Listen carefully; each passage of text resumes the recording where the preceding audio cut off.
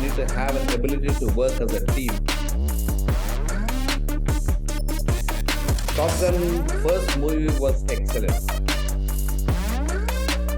Again, thank you for your time. नमस्ते भाइयों बहनों, गन टूर की एक और वीडियो पे आपका स्वागत है। आज हम बात करेंगे हिंदुस्तानी एयरफोर्स के बारे में और कैसे आप उसका हिस्सा बन सकते हैं। लेकिन आगे बढ़ने से पहले लाइक और सब्सक्राइब करना मत भूलना और चलिए मेरे साथ देश के आसमानों की रक्षा करने। और आज हम बात करेंगे रिटायर्ड एयर मार्शल एम मतेश्वरन से और वो हमें बहुत ही इंटरेस्टिंग इनसाइट्स देंगे एयरफोर्स के बारे में और बहुत ही ज्यादा स्पेशल ऑपरेशंस के बारे में। Before I start, I just want to ask you, I don't want to make any mistakes, sir. So I wanted to ask you, how do I properly say your designation, your rank? Air Marshal. Air Marshal Matheswaran. M. Matheswaran. Yeah, Air Marshal M. Matheswaran. Air force की तीन main branches होती हैं। उसकी पहली branch है the flying branch, जिसके अंदर आपको पायलट ट्रेनिंग मिलती है, जिसके बाद आप बन सकते हो फाइटर पायलट, हेलीकॉप्टर पायलट या ट्रांसपोर्ट पायलट। इसके बाद आती है द टेक्निकल ब्रांच, जिसके अंदर आपकी जिम्मेदारी होती है सारे प्लेन्स को फिट रखना, उनकी सर्विस करना एटसेट्रा। मैकेनिक्स और इलेक्ट्रॉनिक्स की नॉलेज होना बहुत फायदेमंद होता है। और आखिर में है ग्राउंड ड्यूटी ब्रांच, जिसके अंदर आप सारी की सारी एडमिनिस्ट्रेटिव चीजों को हैंडल करते हैं, जैसे कि logistics, education, accounts, administration etcetera. There are two ways of entering the Air Force, 2 or 3 ways. One is enter early through the National Defense Academy, which means you have to finish your 12th. There's a competitive examination held by the UPSC, which is called entrance exam for National Defense Academy, along with CDS, which is for the higher institutions, IMA and OTA, etc. But for NDA, National Defense Academy the minimum requirement is 12th, because you do your graduation in NDA itself, which is affiliated to the Jawaharlal Nehru University.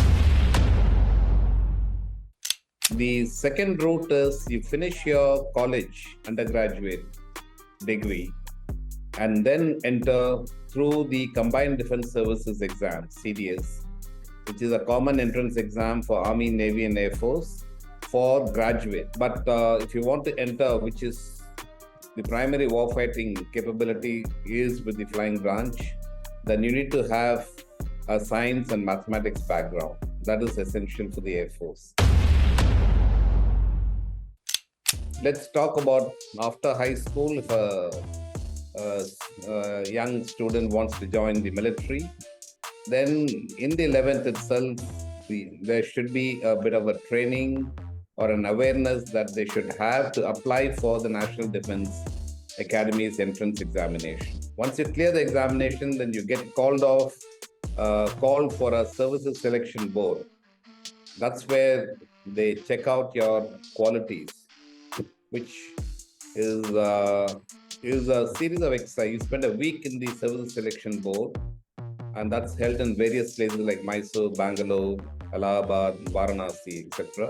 And person gets called up there. You spend a week displaying various exercises, which is to measure your teamwork, your leadership skills, your ability to interact with people. There is something called the PABT, which is actually a coordination motor skills test of your ability to coordinate your brain, your hands and your legs in flying. And that's each person goes through that test only once in his lifetime. So in that one opportunity, you either clear it or you don't clear it. If you don't clear it, you can never become a pilot after that. 3 years at the National Defense Academy, then 1 year at the Air Force Academy, and you get commissioned into the branch that you selected for. There is a third entry which is a very limited entry for the Air Force, which is those who take up National Cadet Corps in their school and in their college. Then they do well in the NCC programs. Then they can actually also get a direct entry through the Air Force CAT exam, Air Force Common Admission Test. Online it's conducted. And they clear that part and then they can go for the SS. Rest of the process remains same. But today for all 3 streams, there's a heavy requirement. So people's choices are taken. Those who want to go into fighter, those who want to go into transports, those who want to go to helicopters, they are asked to give their preferences.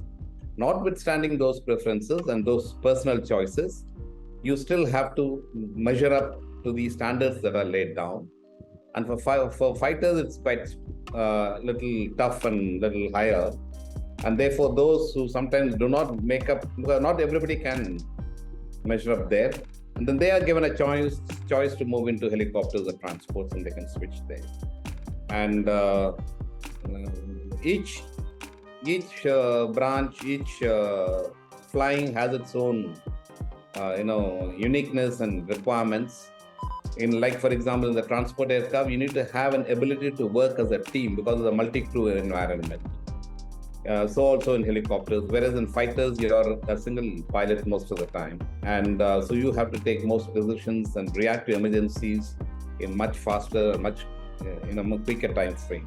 So those are all the uniqueness of each of the patterns.